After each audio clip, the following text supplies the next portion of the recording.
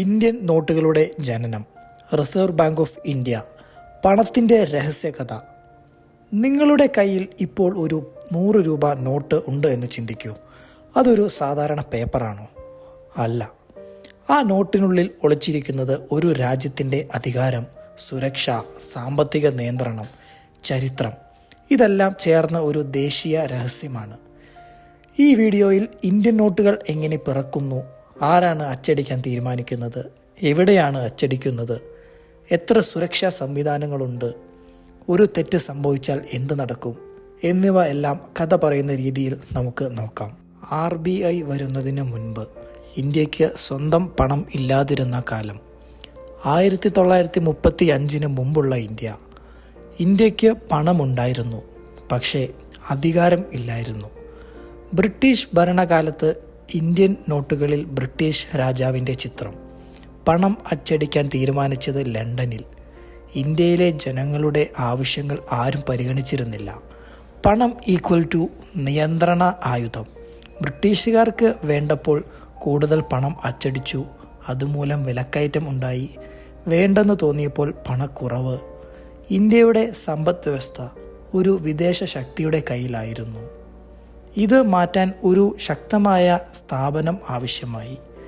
Reserve bank of India, ഒരു ശക്തിയുടെ ജനനം. 1935 റിസർവ് ബാങ്ക് ഓഫ് ഇന്ത്യ പിറന്നു. RBI രൂപീകരിച്ചത് RBI ആക്ട് 1934 പ്രകാരം, ഹിൽട്ടൺ യങ് കമ്മീഷൻ ശുപാർശ പ്രകാരം. ആദ്യകാലത്ത് RBI ഒരു സ്വകാര്യ ബാങ്കായിരുന്നു. Head office കൊൽക്കത്തയിലായിരുന്നു. പിന്നീട് മുംബൈയിലേക്ക് മാറ്റി. 1947 ഇന്ത്യ സ്വതന്ത്രമായി. 1949 RBI ദേശീയവൽക്കരിച്ചു. ഇതോടെ ഇന്ത്യയുടെ പണം ഇന്ത്യയുടെ നിയന്ത്രണത്തിൽ തന്നെയായി. ഇനി പണം എത്ര അച്ചടിക്കണം എന്ന് ആരാണ് തീരുമാനിക്കുന്നത്? ഒരു വലിയ സംശയം അല്ലേ? RBIക്ക് തോന്നിയാൽ എത്ര പണവും അച്ചടിക്കാമോ? എങ്കിൽ ഉത്തരം ഇല്ല. RBI ഇഷ്ടമുള്ള പോലെ പണം അച്ചടിക്കില്ല. RBI പരിശോധിക്കുന്ന കാര്യങ്ങൾ: ജനസംഖ്യ, സാമ്പത്തിക വളർച്ച, പഴയ നോട്ടുകൾ നശിപ്പിച്ചത്, ബാങ്കുകളിൽ നിന്നുള്ള ആവശ്യങ്ങൾ, വിലക്കയറ്റ നിരക്ക്. അവസാന അനുമതി ഇന്ത്യൻ കേന്ദ്ര സർക്കാരിൻ്റേതാണ്. കാരണമായത് അമിത പണം ഈക്വൽ ടു ഇൻഫ്ലമേഷൻ. പണം മൂല്യമില്ലാതെയാകും. ഇന്ത്യയിൽ നോട്ടുകൾ അച്ചടിക്കുന്ന 4 രഹസ്യ കേന്ദ്രങ്ങൾ. ഇന്ത്യൻ നോട്ടുകൾ RBI കെട്ടിടത്തിൽ അല്ല അച്ചടിക്കുന്നത്. 4 ഹൈ സെക്യൂരിറ്റി പ്രിൻറ്റിംഗ് പ്രസ്സസ്. കേന്ദ്ര സർക്കാർ, നാഷിക്, മഹാരാഷ്ട്രയിൽ 1928. ദേവാസ്, മധ്യപ്രദേശിൽ 1974. RBIയുടെ കമ്പനി, മൈസൂർ, കർണാടക 1996. സാൽബോണി, പശ്ചിമ ബംഗാളിൽ 1996. ഇവിടെ സൈനിക സുരക്ഷ, CCTV, മൊബൈൽ നിരോധനം.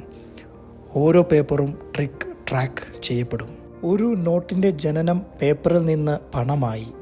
ഘട്ടം 1, പ്രത്യേക പേപ്പർ. സാധാരണ പേപ്പർ അല്ല, കാട്ടൺ പ്ലസ് ലിനൻ. വെള്ളത്തിൽ നശിക്കില്ല. പേപ്പർ നിർമ്മാണ സമയത്ത് തന്നെ വാട്ടർമാർക്ക് ചെയ്തിരുന്നു. ഘട്ടം 2, ഡിസൈൻ. RBI തീരുമാനിക്കുന്നു വലിപ്പം, നിറം, ഭാഷകൾ, ചിഹ്നങ്ങൾ. ഉദാഹരണം, മഹാത്മാഗാന്ധി സീരീസ് ആണെങ്കിൽ 10, 20, 50, 100, 200, 500 അങ്ങനെ. ഘട്ടം 3, സുരക്ഷാ ഘടകങ്ങൾ. ഒരു നോട്ടിൽ 15 മുതൽ 20 സുരക്ഷാ ഘടകങ്ങളുണ്ട്.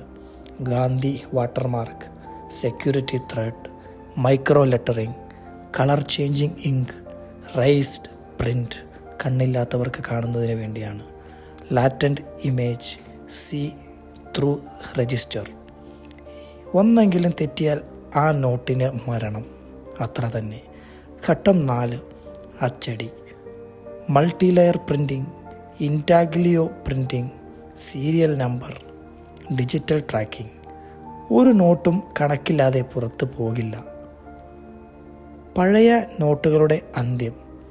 പഴകിയ നോട്ടുകൾ ഷ്രെഡിംഗ്, ബേണിംഗ്, റീസൈക്ലിംഗ്. RBI സൂക്ഷിക്കുന്ന രേഖകൾ. എത്ര അച്ചടിച്ചു, എത്ര നശിപ്പിച്ചു, എത്ര സർക്കുലേഷൻ ഉണ്ട്. 2016 ഡിമോണിറ്റൈസേഷൻ എന്ന പണഭൂകമ്പം നിങ്ങൾക്ക് എല്ലാവർക്കും ഓർമ്മ കാണും. 2016 നവംബർ 8 ഒരു രാത്രി 500,000 രൂപകൾ അസാധുവായി. RBI നേരിട്ട വെല്ലുവിളികൾ, കോടിക്കണക്കിന് പുതിയ നോട്ടുകൾ, പേപ്പറിൻ്റെ ക്ഷാമം, ATMയിലെ പ്രശ്നങ്ങൾ. ലോകം മനസ്സിലാക്കി ഇന്ത്യയുടെ പണ സിസ്റ്റം എത്ര വലുതാണ്. RBI പണം അച്ചടിച്ച് ലാഭം ഉണ്ടാക്കുമോ? ഇല്ല. RBIയുടെ വരുമാനം ഗവൺമെൻറ് ബോണ്ട്സ്, ഫോറക്സ് റിസർവ്സ്. ലാഭം ഇന്ത്യ സർക്കാരിനെ കൈമാറും. പണം ഈക്വൽ ടു ദേശീയ സുരക്ഷ എന്നാണല്ലോ. കാരണങ്ങൾ: കള്ളനോട്ട്, ഭീകരവാദ ഫണ്ടിങ്, അമിത പണം, സാമ്പത്തിക തകർച്ച. അതുകൊണ്ട് നോട്ട് അച്ചടി ഈക്വൽ ടു ദേശീയ രഹസ്യം എന്ന് തന്നെയാണ് നാം മനസ്സിലാക്കേണ്ടത്. നിങ്ങളുടെ കയ്യിലെ ഓരോ നോട്ടിനു പിന്നിൽ ചരിത്രമുണ്ട്.